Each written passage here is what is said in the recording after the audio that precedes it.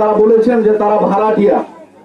তারা শুধু ভাড়াটিয়া নয়, তারা আমাদের কথায় বলতে গেলে উড়ে এসে জুড়ে বসেছে। এই জন্য তারা পুরো পৃথিবীর মধ্যে তাদের মেধার মাধ্যমে বিস্তার লাভ করে ব্যবসা বাণিজ্য করতেছে। এই ব্যবসা বাণিজ্যের টাকা দিয়েই আজকে ফিলিস্তিনের মা, ফিলিস্তিনের বোন, ফিলিস্তিনের শিশুদেরকে তারা হত্যাযজ্ঞ চালাইতেছে এবং এই হত্যাযজ্ঞের মাধ্যমেই তারা এই ফিলিস্তিনকে খালি করে দিতে চাইতেছে। এই ফিলিস্তিন খালি করার জায়গা না। শুধু ইসরায়েল নয়, ইসরায়েলের আগেও অনেক রাজা, অনেক বাদশা এই চেষ্টা করেছে, কেউ পারে নাই, আগামীতেও পারবে না ইনশাআল্লাহ।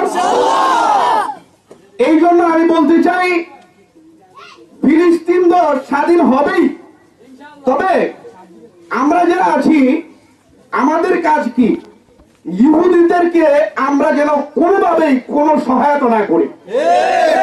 আমরা কিভাবে সহায়তা করছি?